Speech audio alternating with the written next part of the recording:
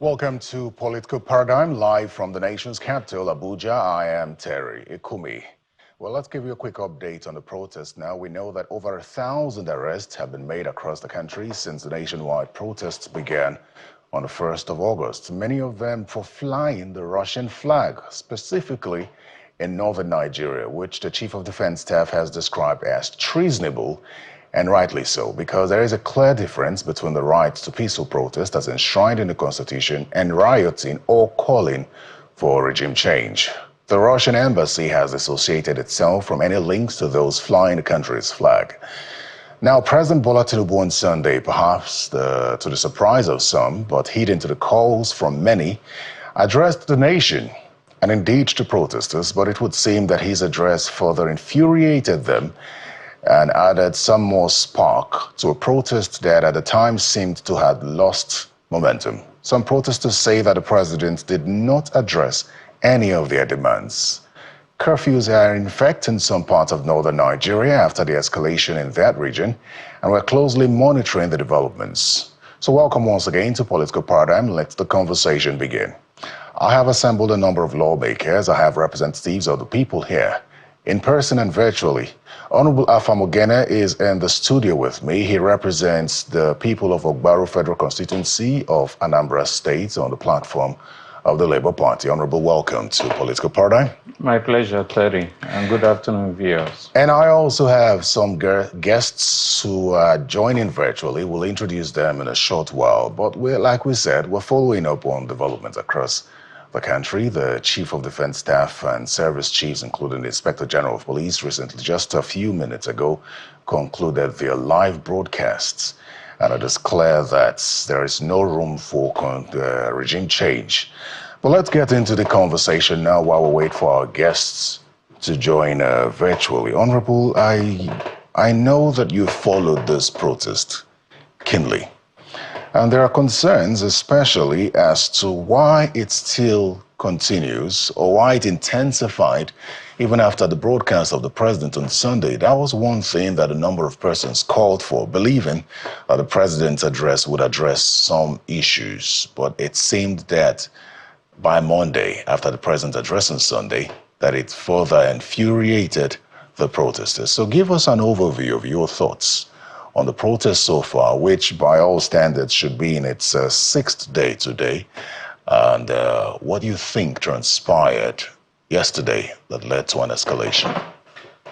Well, first and foremost, let me begin by commiserating with our dear country, Nigeria, over the loss of several avoidable loss of lives of individuals, the wanton destruction of properties across several states, especially in the northern parts of the country. It could be argued if the approach to the protests would have been better handled. But to answer your question more directly, you wanted to know why it's like the protest is continuing in spite of the presidential address of 2 days ago on Sunday. To my mind, I think that essentially this is not a politically inspired protest. It was largely brought about by the prevailing hunger in the land.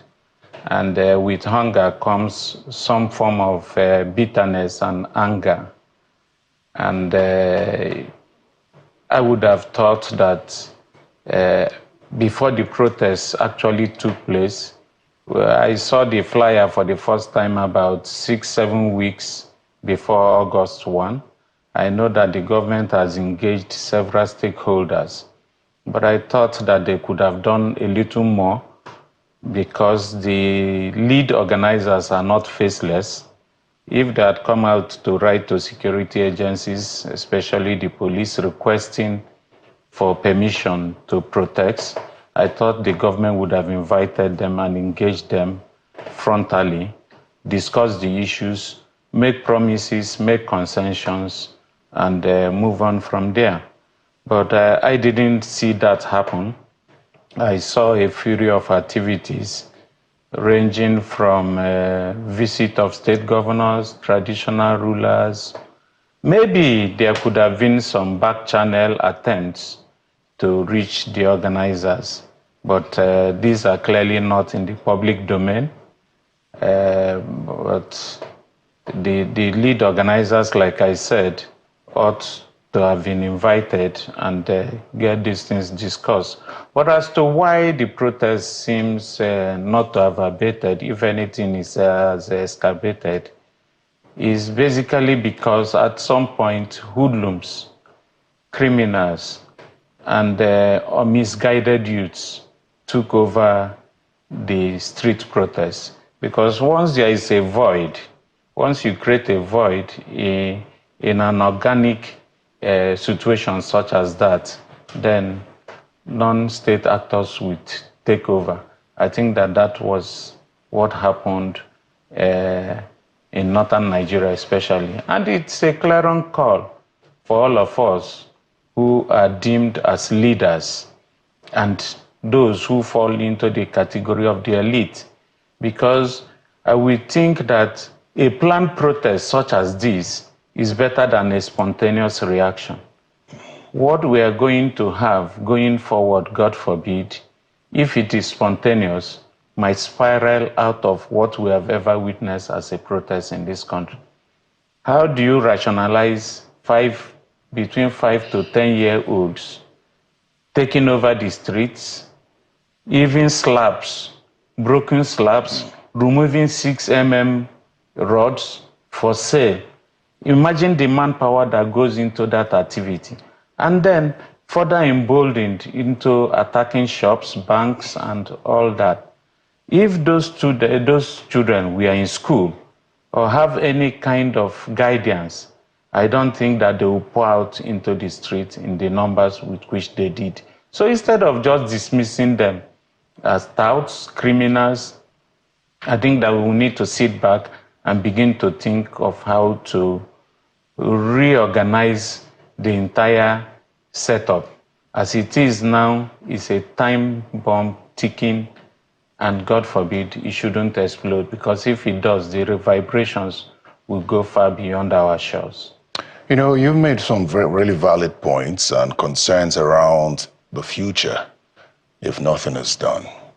But if we stick with the protest, because we will talk a lot about the disconnect between government and the people, the analysts who have spoken about this protest and the escalations, especially in the northern part, where we know that the level of education, formal education, is really low and the disconnect between governments exists perhaps the most, have said that education has played a major role in why that has happened, because no educated person would want to vandalize facilities that they will use. So it speaks to that. But then, you know, those who have called on the cancellation or the pause of the protest, especially the president, have said, listen, you've made your point. Now give room for dialogue. I've also had conversations on this protest with those who say that a protest that seems sort of faceless and does not create room for dialogue will achieve just about nothing. If this protest is aimed at drawing attention to the challenges faced by the people, and there is no room for dialogue, one, and most importantly, you find that some of the demands do not require immediate attention. Do you agree with the president that there should be no protest anymore to allow room for dialogue? And most importantly, who would be dialogued with? Well, I think that to my mind, the points have been made. But, you know, when you set timelines, for instance, you say you are going to have a 10-day protest. So some of the people behind this protest, they just want to hit the 10th day. However, while the right to peaceful assembly is guaranteed, and mark the word peaceful, as soon as it turns anything otherwise, government needs to step in. I know that a few states did step in to impose curfew. And in situations like this, you don't immediately relax the curfew. You let it run for 3-4 days, by which time those who are energized to be on the streets would have gone off the streets, and then a semblance of sanity would have been restored. But I think that somehow, whether they underestimated the anger, because this is largely driven by anger and then hunger. I don't know which comes first, but I would think that the hunger in the land, precedes the anger that eventually took over. So I agree with Mr. President that the points have been made. And at some point, it also seemed as if it aspired out of the hands of the organizers. Sometimes, when you do protests, and it's a simple protest march, the security agencies ought to give them protection.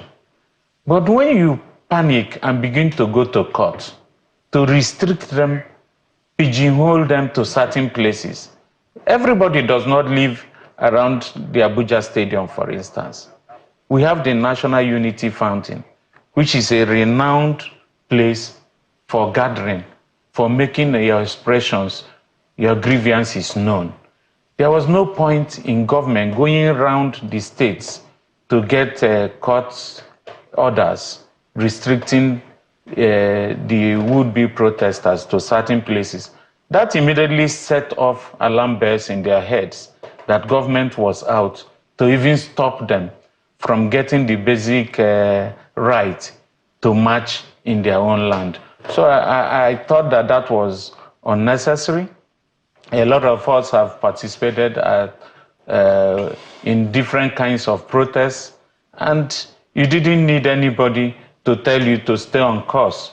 But the moment you begin to regulate the protest even before it starts, then you can be sure that what has happened was bound to happen. Okay, very well then. So we have Honorable Billy Osawaru now, who is a member of the All Progressives Congress. He represents Orion Onwode constituency of Edo State. As a member of the 10th House of Representatives as well, to join the conversation and speak on perhaps what preventions could be done in future. But before that, Honorable Billy, I'd like to welcome you to Political Paradigm. Thank you for having me, Terry. Thank you. I'm sure you followed the conversation with Honorable Afamogene.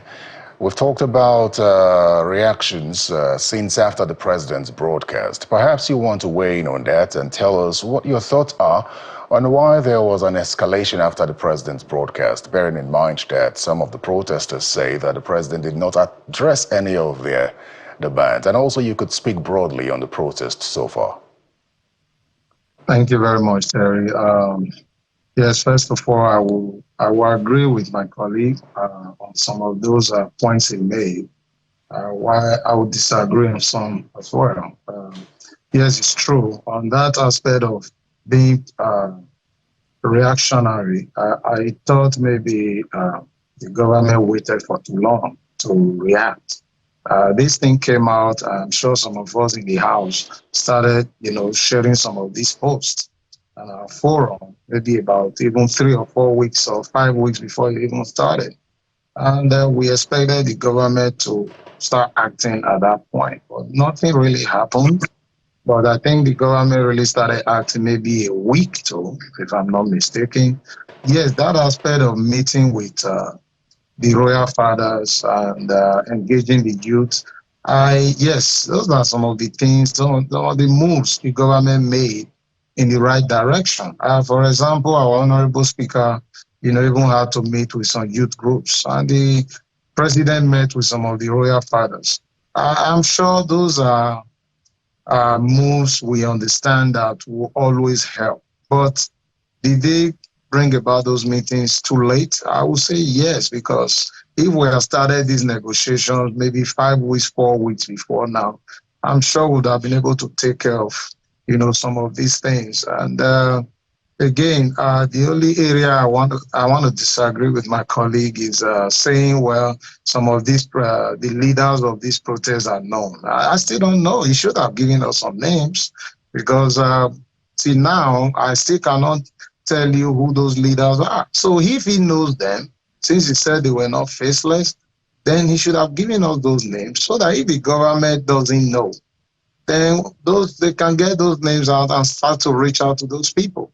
But again, I understand, some days before this protest, our honorable speaker actually met with some youth group, in our building, the National Assembly building. And the president was meeting with some other groups as well. And some of us as lawmakers, we were actually engaging, some of civil society group back in our federal constituencies.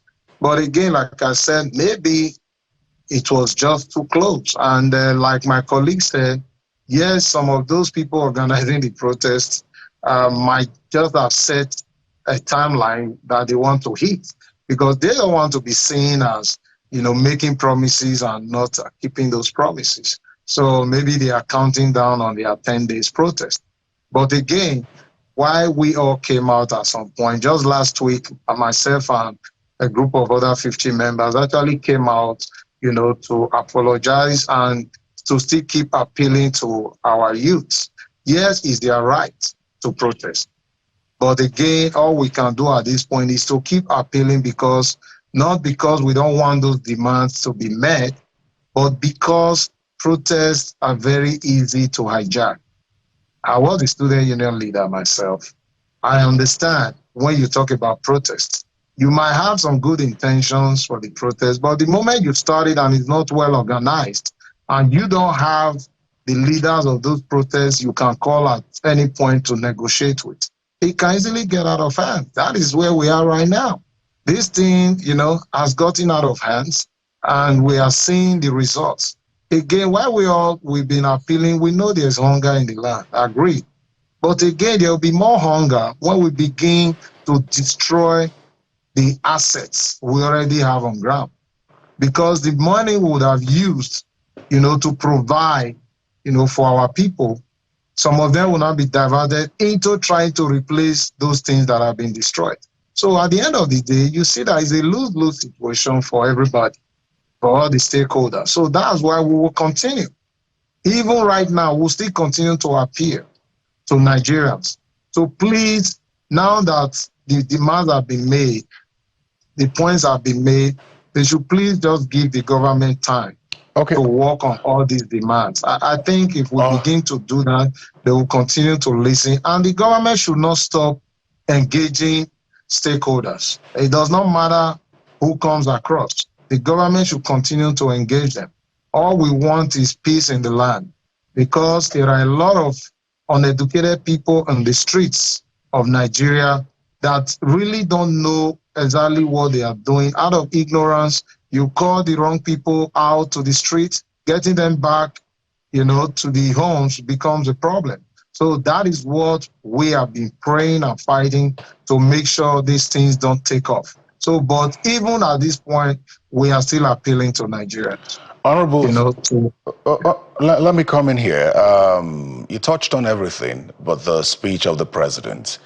And the call for the president to address the nation was clearly, echoed by a number of persons, including federal lawmakers, who believed at the time that the president addressing the protesters would, sort of pacify them.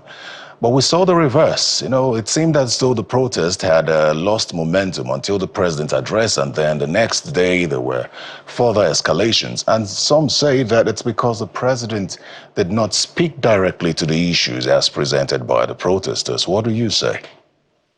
Well, in that aspect of it, again, like I said, it now depends on those organizers of these protests. What are their demands? They just feel the president had to take this thing one by one, the way they stated it out. But if you have listened to the speech of the president, you will agree with me that he touched on a lot of things that we didn't even know, were already there.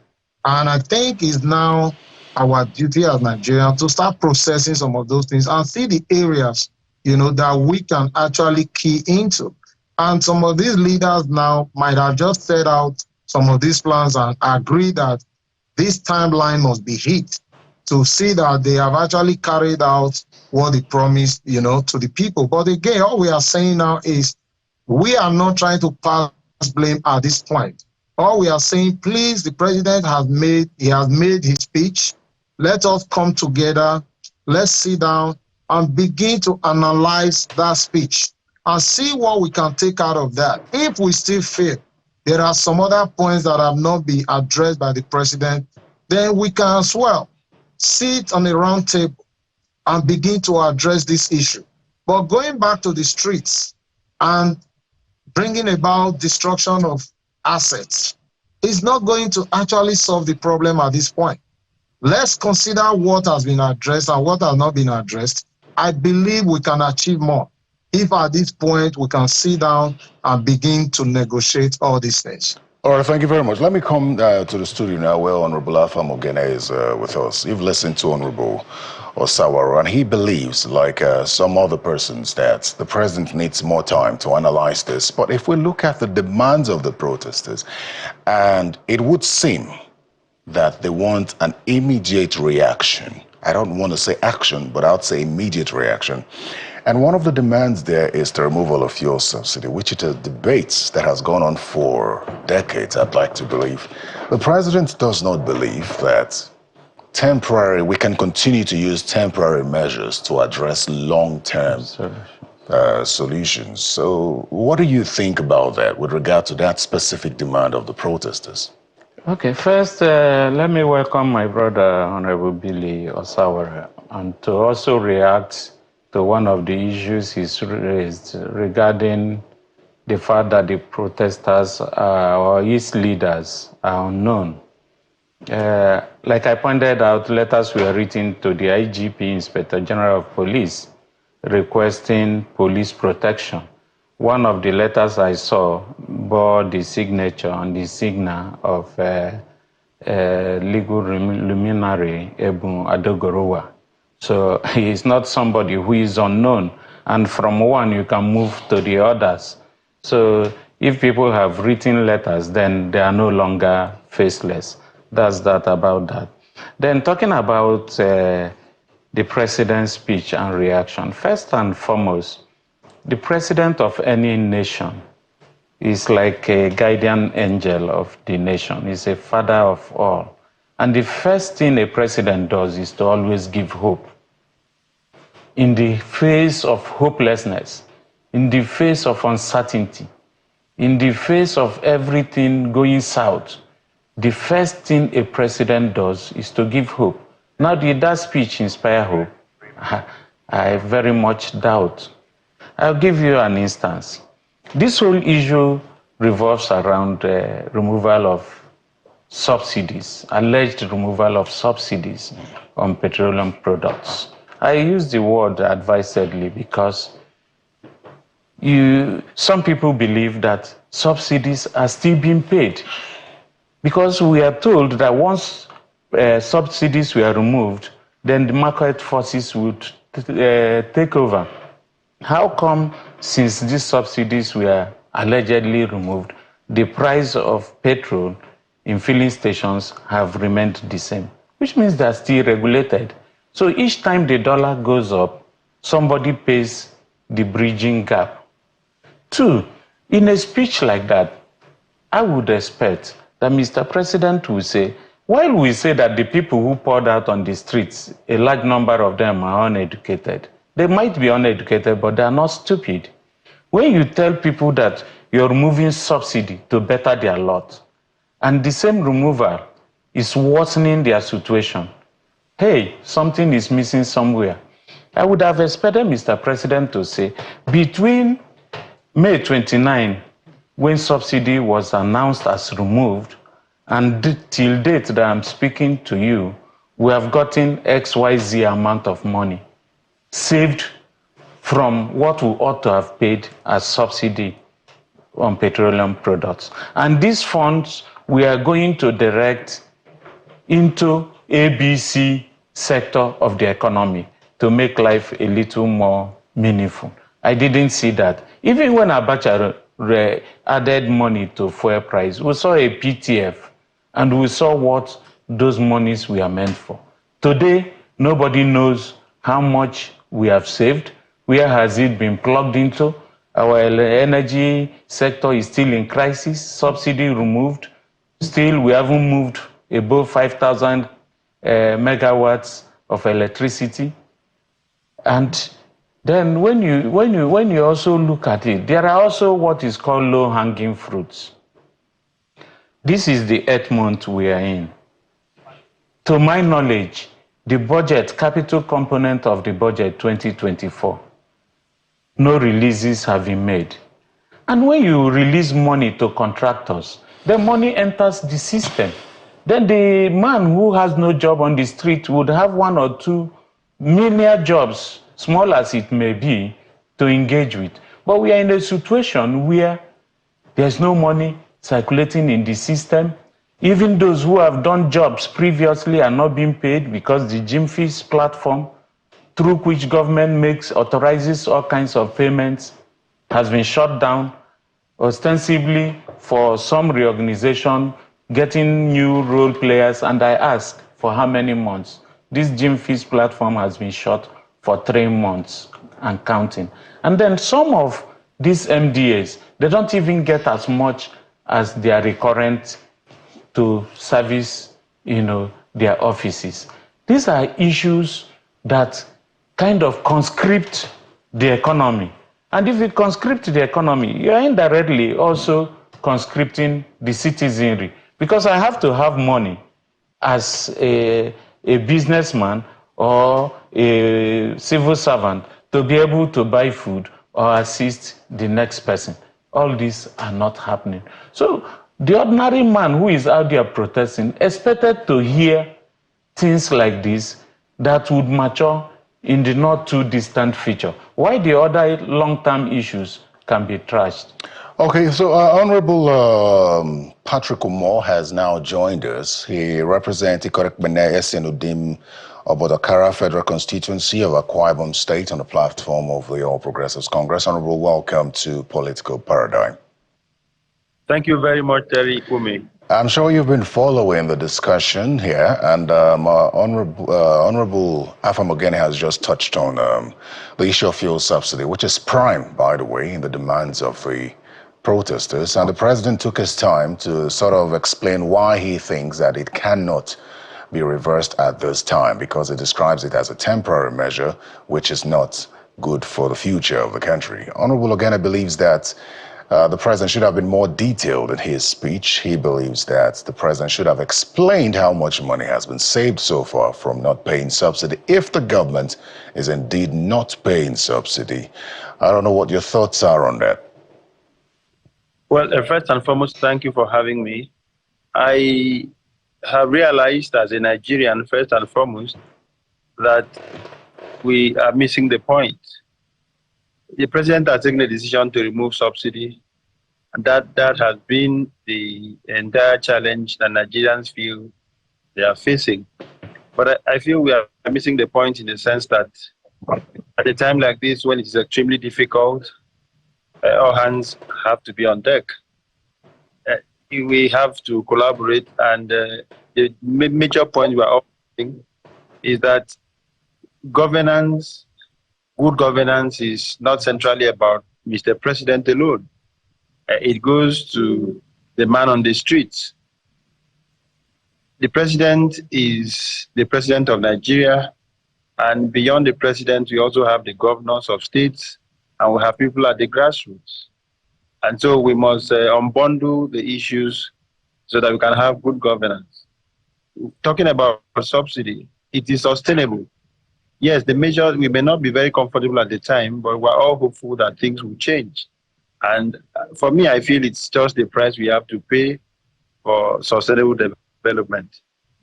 If you look at the way things are now, you realize that, yes, the president made a speech to assuage those on the streets who are protesting.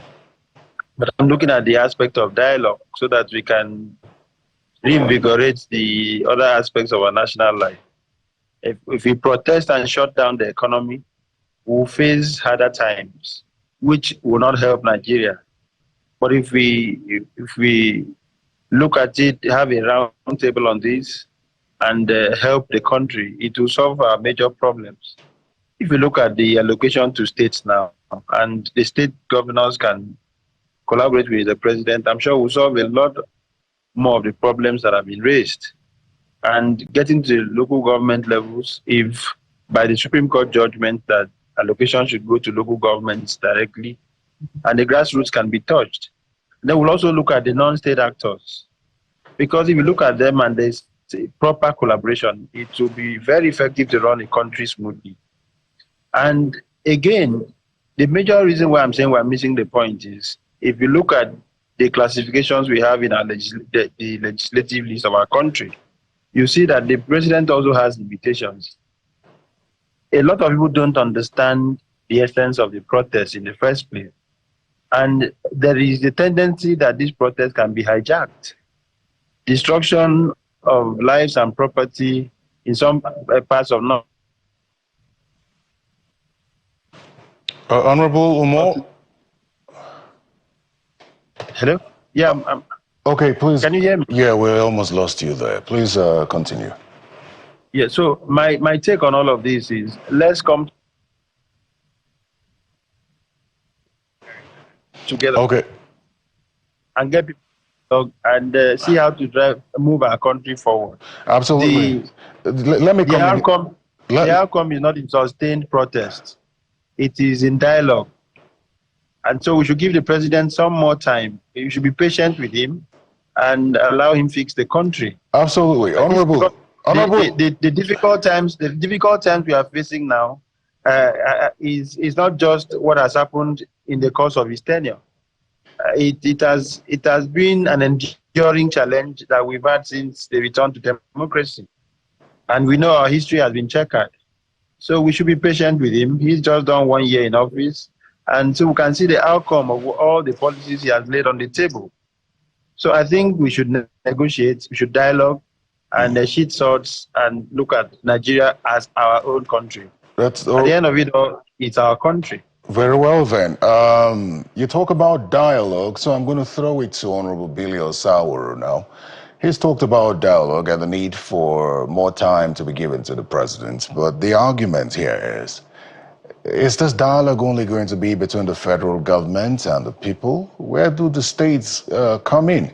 The subnationals have a role to play as well. And if the president has addressed the nation, I don't know if you've seen state governors come out to address their people as well and say what they are doing to quell the hunger in the land. Majorly what we've seen from majority of the state governors is imposing curfews and condemning what's happened. But they haven't really come out to say what exactly it is they are doing on their own part, just like the president, even though it's not satisfactory to some. They've not come out to say what exactly they are doing as state governors. I recall that a few days ago, it was revealed that the president had given state governors 10 billion naira each. Honorable Osawuru.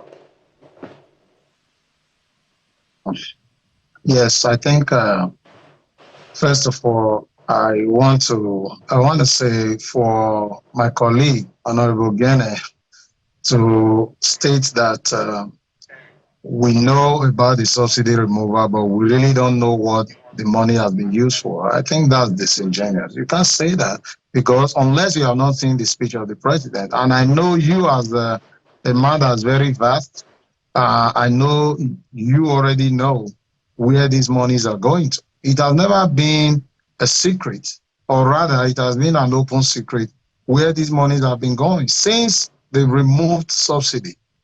We all are aware that these monies have actually been channeled into one, servicing our debt has come down from 97%, to 68%, of what we use to service our debts. And what goes to the governors has actually doubled, if not tripled. And to the, because we have 3 arms of government, so to the local government as well. So again, the areas we should be talking about now is when you have a stool that is standing on 3 legs, and 2 of those legs are not functional. That one leg, cannot really hold us to the way it's supposed to be. That is the situation we find ourselves right now in Nigeria. Yes, it's so easy, to attack the federal government. What about the state government? And I can tell you now that majority of those states in Nigeria now, we are having issues with the local government administration. where some of the governors are taking over those local government administrations, and they run them as if they use their own staff to run them. A lot of them, they don't organize, local government elections to get the chairmen and councillors to actually run those local governments, according to what we have in the Constitution.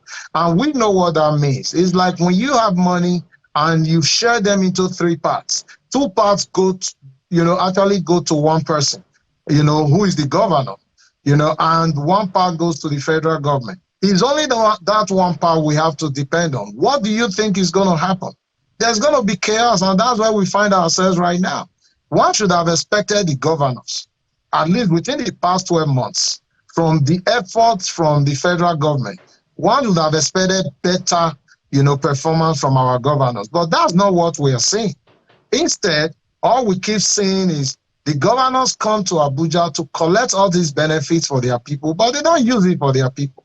Is it not a shame that even in Edo State, as we speak, the palliatives that were given to the state governor, or rather the state government, were not actually shared to the people? Now the people are having to break warehouses. Why should those things be in warehouses at this time? Because the federal government gave those things out because of the urgency, that is desired. But again, the governors will take those things, and they didn't only put them in the warehouse, they are rebranding those things to look like they are the ones bringing those palliatives for the people, which is very wrong. How can you take something that have been given to you by the federal government, stately labeled, not for sale, from the federal government? Now they are changing those bags, and they are selling some of those things. They are being partisan with those things, and this is the area we are calling on the state government to do what is right. And for those ones that are not, actually running their local governments the way they are supposed to be, they should please go by what the judgment of the Supreme Court right now, and let's begin to do what is right, because the local governments are actually the ones closest to the people. We are the representative of the people. Some of the things that we get, as zonal intervention projects usually get to the people. But when you give those things out to the state governors, it doesn't get to the people the way it's supposed to. Very good point, Honorable Osawari. Those are areas we should be looking at. But again, while we are considering those things, I want to align with my other colleague, Honorable Patrick Umar, that the dialogue should continue. We are not going to stop. The government should continue to dialogue. Okay, let our people understand. It's not just only talking about the things we have been doing with whatever the subsidy removal has brought.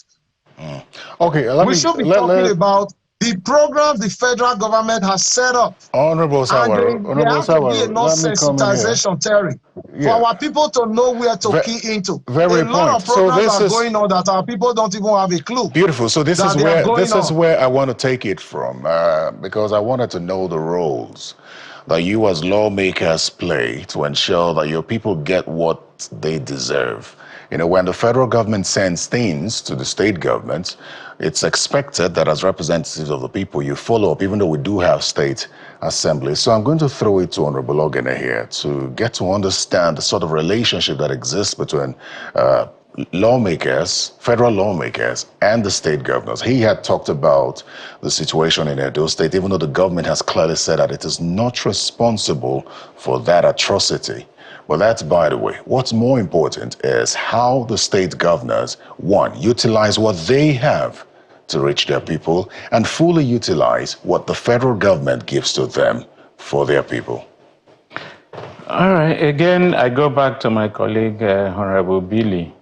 The question I was asked was regarding the president's speech, why he did not resonate with the people. And I tried to explain that the president ought to come down to a certain level so that the people will properly understand where these monies have gone to, the supposed savings from subsidy. If I understand, I do not think that some of the people who are out there on the street protesting quite understand. The only thing they will understand is how does it impact on their very existence positively. That being said, your question regarding the relationship between federal lawmakers and state governors. You know, the whole thing about local government, state, and federal government. We are part of the federal government. Anybody is three arms of government. I belong to the legislature, which is, part of the federal government.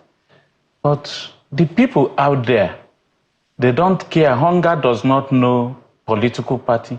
It does not know region. It does not know tribe. And so when you come out to say, I have given XYZ trailers of rice to a particular state, the tendency is for the people to focus in that area. Only this morning, I was reading the governor of Taraba State, His Excellency Kefa Sabu, saying that the 20 trailers of rice that was supposedly sent to the states, that his state hasn't gotten. But in a situation like that, people in Taraba would be quick to jump on the state government to say, where is our share of the rice? But going beyond that, I, for one, do not believe that these palliatives does anything to ameliorate this. They call it a temporary measure, immediate temporary measure. What temporary? You give a family of, a typical family of 6 to 8 persons, a 10 kg bag of rice, or at most 25 kg bag of rice. They have to get pepper, oil, and other condiments to, be able to make it edible. And how long would that last? Would that take them more than 2 weeks? Whether 10 or 25 kg bags of rice? I would have thought that the federal government will seriously talk with the southern states, where insecurity is not as there as it is currently in the north, so that they can also go into full-time agriculture. Because once you are not able to feed your population, you are bound to have a recurrence of this kind of disturbances. Hunger does not know anybody. And then when you send these things directly to the state governments, the state governments, the channel that they pass through is their party channels. They don't go easily. So that brings me to this point, and it's a valid point. I'm glad that I have all you lawmakers, all three of you, joining, and I'm hoping that Honorable Bagos can join as a former member of the House, but he's been quite vocal on this issue. And most importantly, we're trying to balance the conversation across parties and regions. The people want to hear in understandable language, just like you said. So I'll throw the question to all of you now.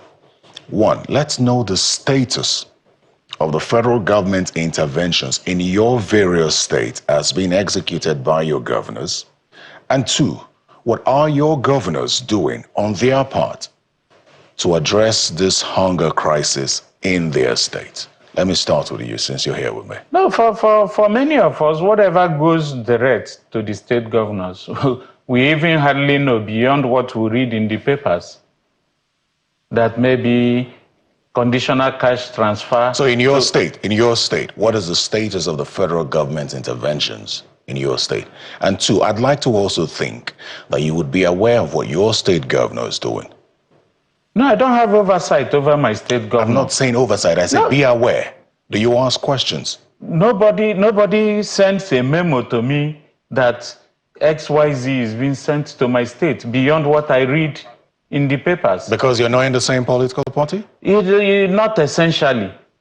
Not essentially. I doubt if any of my colleagues who even belong to the same political party would be in the know, beyond what passes through us to our constituents. Well, and when it passes through us, we do not look for party members. Well, what does this mean then?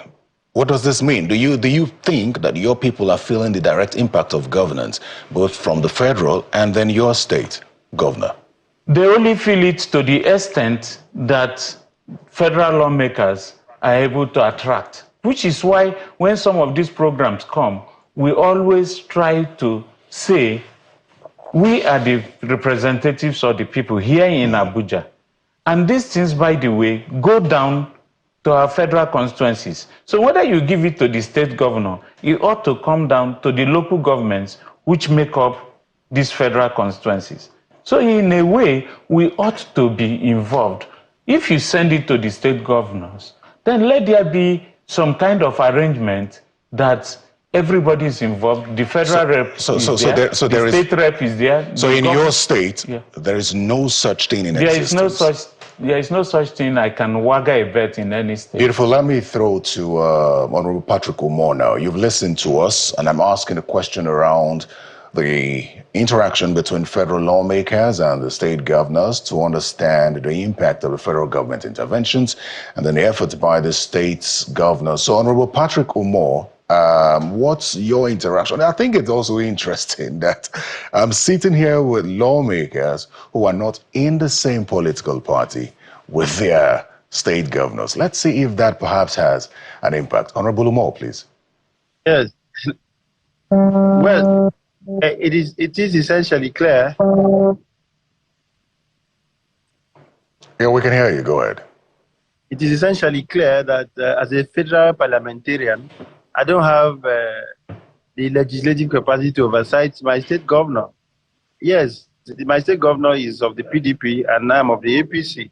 But I think the appeal to make here is that since we are federal law, and given the challenges of the times, it is proper that some of these things be sent through the federal lawmakers to the people, to the constituencies, so we can interact directly with the people of our constituency.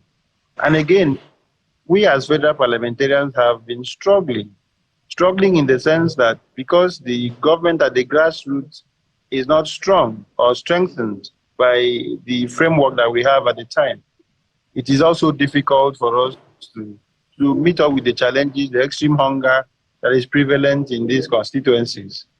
So my appeal, which of course I know is in sync with that of my colleagues, will be to appeal to federal government to pass through us, since we have direct interface with people at the grassroots.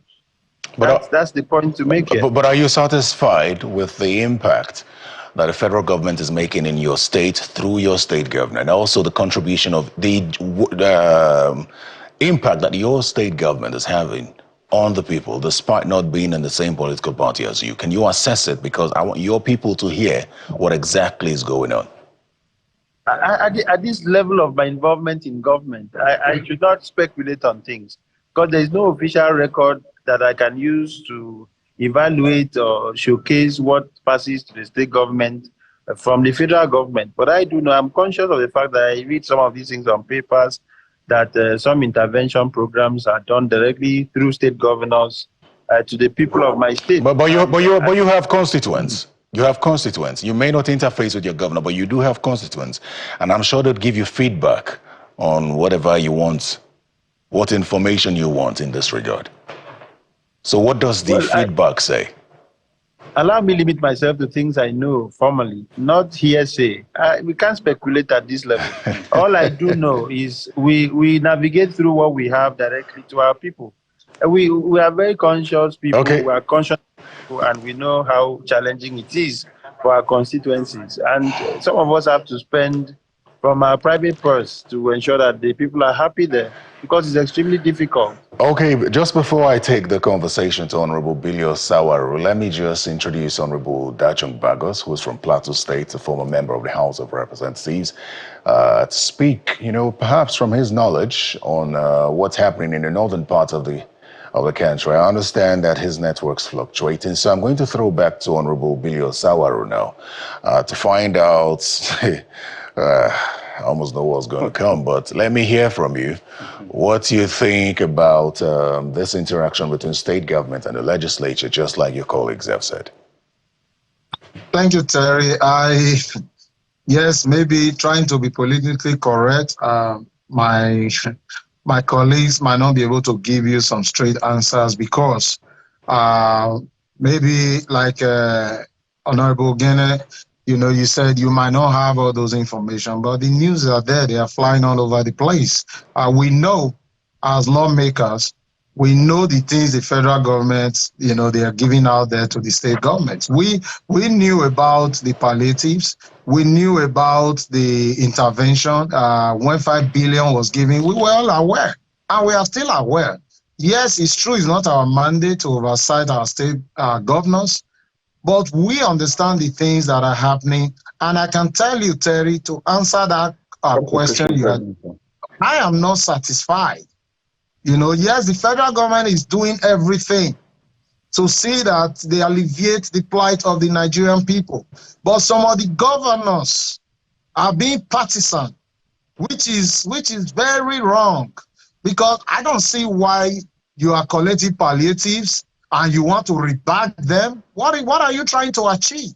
You know, to me, that is the height of greed. So for any governor to say that they are not aware of these things, and how did those things get there in the first place? You know, so if you have warehouses being busted, and those warehouses belong to party leaders, who gave those things to the party leaders? Of course, the governor. And now you're saying you want to absolve yourself from, you know, this crime? I think it's very wrong. So again, some of them play politics with these things instead of just driving this thing down to the grassroots. And I want to align with my own colleagues too, that we should be seen as partners. The members of the National Assembly should be seen as partners, because we are the representatives of the people. Absolutely. There is nothing that comes to us through us as zonal intervention projects that don't get to our federal constituencies. Just imagine the 360 members driving this thing down to their various federal constituencies.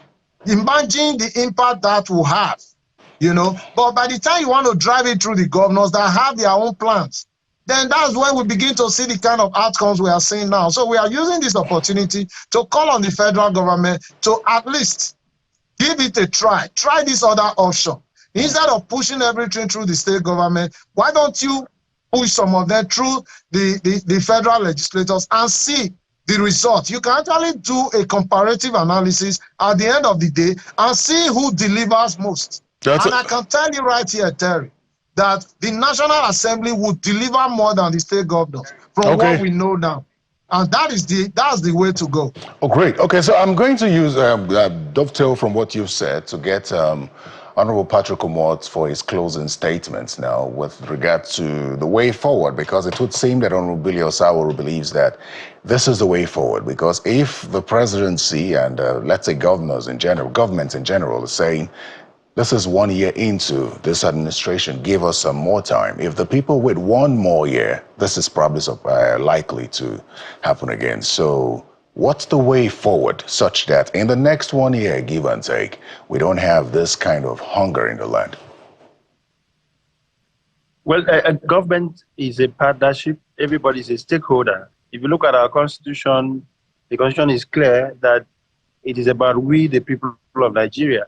And so it's not just about Mr. President alone, because what I have noticed now is that every attack is on Mr. President. Everybody is a stakeholder. A governor is a stakeholder. The citizen is a stakeholder. The non-state actors are stakeholders. And therefore, we must come to a round table and agree to move Nigeria forward. Everybody has to play his part to move Nigeria forward. That's the best we can do. If you look at Mr. President as the Alpha and Omega who must solve all problems for all Nigerians, then we have missed the point. So we must agree as the people to help our country.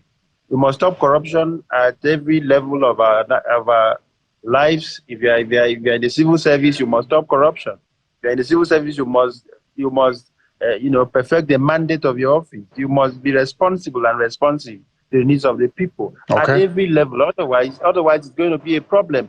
Mr. President cannot solve all problems for all Nigerians. He is just Mr. President. The government must wake up and work. The local government system must work. All of us must be serious about our country. That's it. Thank you. We must dialogue and move our country forward. Oh, thank you so much, Honorable Ogene. Yes, my closing remarks will be that President Bola Ahmed Tinubu is president of Nigeria. He has a 4-year tenure till 2027 in this instance, and we are ready to offer support to ensure that our country moves forward. But we started this conversation on the wings of protests, but there is something also boiling by the corner, ethnic slur and rhetorics. In Lagos, for instance, in the midst of these protests, a lot of people, Lagospedia, one group on Twitter, and that's X, and other social media handles have all come out to troll the people of the Southeast. And I think that the president should look in that direction. What happened in Rwanda took 35 years to come to fruition. We don't want that for our country. Okay, thank you very much for that. Well, we try as much as we can stay away from tribal sentiments and religious sentiments, because we do not want a situation where we give voice to things that could further escalate the situation in our country. But I'd like to say a very big thank you to you all for finding time to come on Political Paradigm today. Honorable Alpha Mogene is a member of the House of Representatives from Anambra State. Honorable Patrick Umo is a member of the House of Representatives from Akwa Ibom State. Honorable Billy Osawaru is a member of the House of Representatives from Edo State, who were to be joined by Honorable Kabiru Adamu and Honorable Dajong Bagos, but for some reason, we know why. The internet, they didn't allow them join. Well, thank you all for your time. Thank you all for coming on Political Paradigm. Pleasure. Thank you. Thank you. Well, that's Political Paradigm today. This will be uploaded on our YouTube page, so you can catch this. It will also air much later. But thank you very much for your time. For more on this, go to channelstv.com or go to YouTube and search Political Paradigm. Thank you as well. I'm Terry Kumi. Enjoy the rest of your day and stay away from violence. Yeah, it was a beautiful conversation.